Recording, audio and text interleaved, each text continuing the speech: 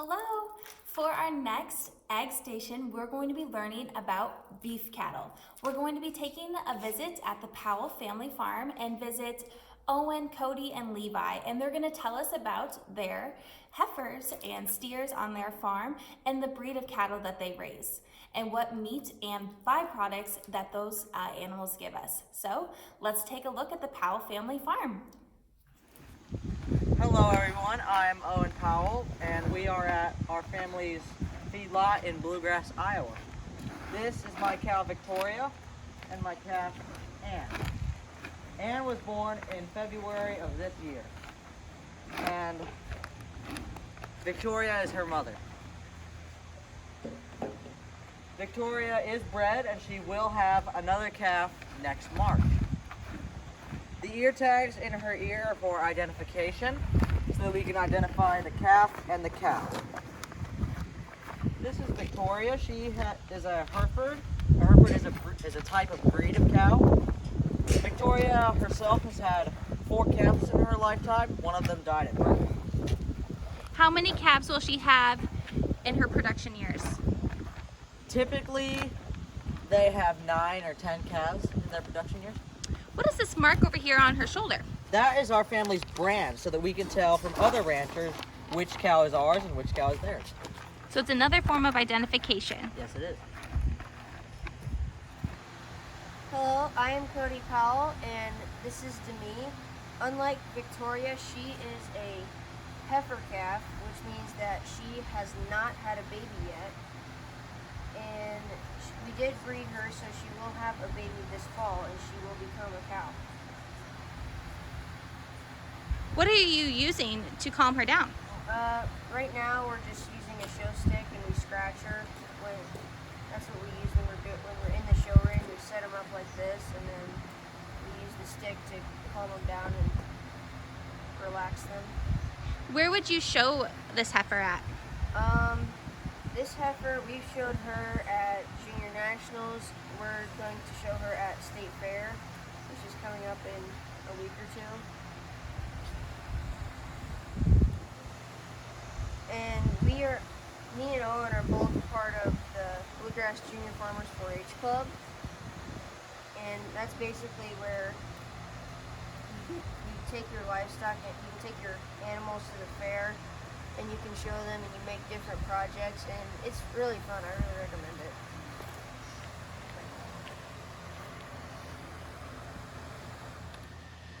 it. This is Excalibur, and unlike Demi and Victoria, he is a male.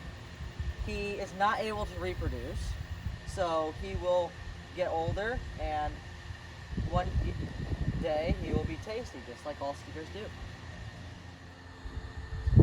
So Excalibur is a steer, like I said, and steers are used for their meat production. So they will be harvested and used to make hamburgers, cheeseburgers, ribeyes, steaks, T-bones, all those sorts of meat will come from these guys.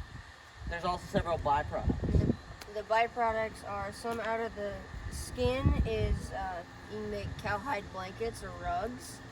And you can also get leather out of it, which is used in wallets and shoes and sports equipment. And then out of the hooves, you can get stuff like Jello and lipstick and dog food and a whole bunch of other stuff. Hi, I'm Levi, and this is a big square hay bale. It's made of all grass. This is grass hay, and this entire bale weighs about 800 pounds. How much do your cows eat a day? About 25 pounds, How many times a day do you have to feed them? twice. Perfect. Hi, I'm Cody, and today I'm going to be reading My Family's Beef Farm by Katie Olthoff. Hi, I'm Cecilia. This is my mom, dad, brother, and sister. We live and work together on our family's farm.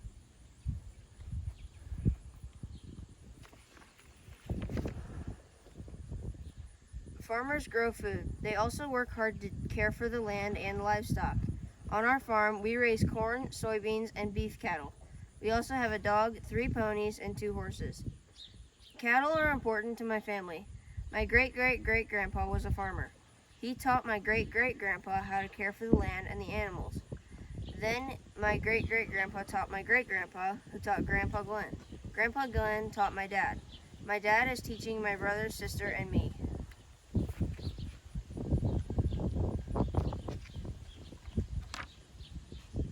Some of our cattle are born on my grandpa's cow-calf farm. He has 100 mama cows who live out here in the pasture. There is plenty of fresh grass for all the cattle to eat and water for them to drink. Every year the cows have a baby called a calf. The calves are born on the pasture.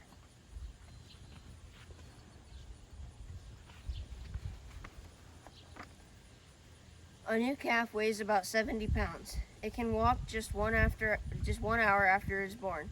The calf stays with its mom for about 6 months, drinking her milk and learning to eat grass. Grandpa moves the cows and calves from one part of the pasture to another about once a week. This way they can have fresh grass to eat. He also checks them several times a week to make sure that they are healthy.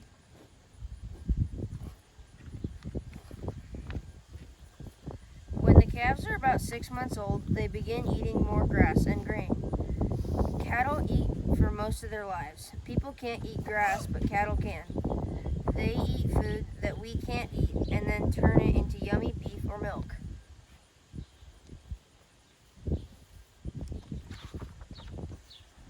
There are many different ways to raise cattle. Some cattle live on pastures for their whole lives. Other cattle move to feed yards. There they live in open lots or barns. When Grandpa's calves are about 550 pounds, they move to the feed yard on our farm. No matter where the cattle are raised, the farmers, like my dad and Grandpa, take care of them every day. Every morning we get up early to feed our cattle. These 3 calves belong to my brother, sister, and me. We take special care of them. In the summer, we take them to the county fair. But most of our cattle live in open yards or these barns. The cattle get vaccinations to help keep them healthy, just like my brother, sister, and I do. If the cattle get sick, Dad and Grandpa work with a veterinarian to make them healthy again. We grow corn to feed our cattle. They love the corn and grow quickly when they eat it. Dad uses a special feed recipe and mixes the corn with other ingredients. He changes the recipe as the cattle grow. We recycle the cattle manure to fertilize the fields. Then the fields grow more corn for the next year.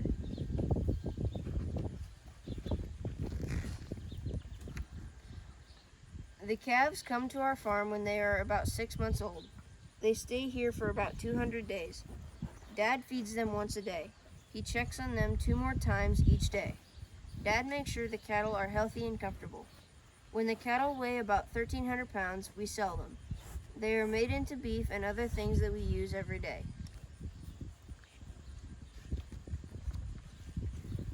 Did you know that footballs are made from a cow's hide? And lipsticks and glue have ingredients from cattle too.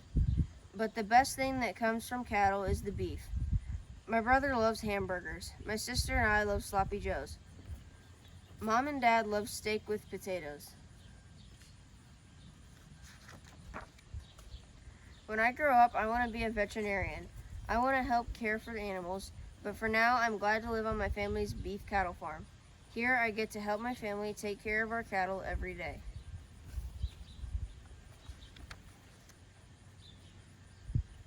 And that's it. All right, so after watching the video of at the Powell Family Farm, we have our first activity and we are going to be doing beef fortunes.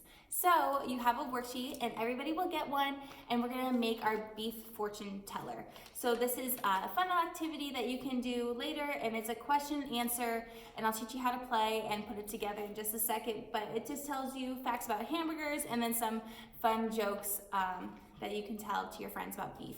So to begin, I already cut mine out, obviously, but on the bottom was the instructions, and then you cut that out, and then it says to cut around the border, and then you have a nice square like this. So after you get done cutting it out, we're going to start making it into our fortune teller. So I already kind of folded mine so that my creases are nice for this demonstration. So you're gonna have a nice square like this. And the first step is going to place the hamburger face down. I'm gonna move back a little bit, there we go. And you're going to fold the condiments that are like the numbers in the condiments. So this is like pickles, ketchup, you're gonna fold those inside into the center, trying to get closest to the center of your piece of paper. But if you notice, mine isn't perfect and I have a gap right here. Try to be really careful with your cutting and make it the perfect square, otherwise you'll have a gap like mine is. So yours is probably gonna be better than mine. So once you get these, they're all gonna be folded inside, and then your hamburger's on the outside. The next step is to face this stuff that you just folded in, face down on your table, so you have the hamburger facing up this time. You're then going to fold those question and answers towards the hamburger, so then your numbers are sticking upward. So I'm gonna do that quick, and I'm gonna show you. See how I have my numbers folded over the hamburger? We're going to do that for each one, like this. So now we have an even smaller square and our numbers are inside and our condiments are on the outside. So just like that.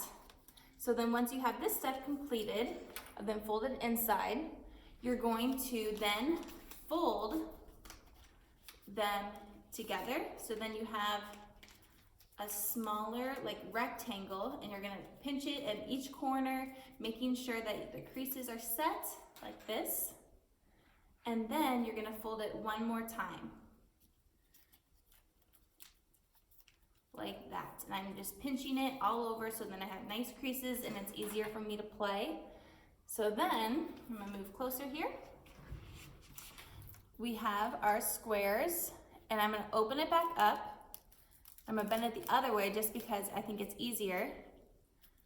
So then I'm pinching it again, so I have a square on this side again. And then you're gonna take it, open it like this, and you're going to go to the bottom, and you'll notice that these papers are open. That's where you begin to make your fortune. So you're gonna stick your finger inside, these two fingers, poke in the center, and put your other two fingers on the other side like this. So now I'm gonna pinch it together. I had to fix it a little bit so it looks like that. And now you can begin playing. So how you play the game, once it is completed, you can open and close. Whoops, mine's pinching a little bit, there we go. So open to close. Oh, it keeps on pinching. There we go. So you can, oh, there we go. There we go, now I finally got it. So it might take a little bit of it to, you gotta get the creases just right, and you might have to play around with it just a little bit so it moves smoothly when you open and close it, like that. So how to play. You're going to choose a condiment. You're gonna work with a partner. So I'm gonna say cheese, and then you spell out cheese. So C-H-E-E-S-E. And then the person that you're playing with has to pick the number. So then I'm gonna say 4. 1, 2, 3, 4. Then they pick another number. See inside there? So I'm gonna choose 8. So then you take 8, and then you open it up like this, and you read question number 8. Beef gives us zip. What does zip stand for?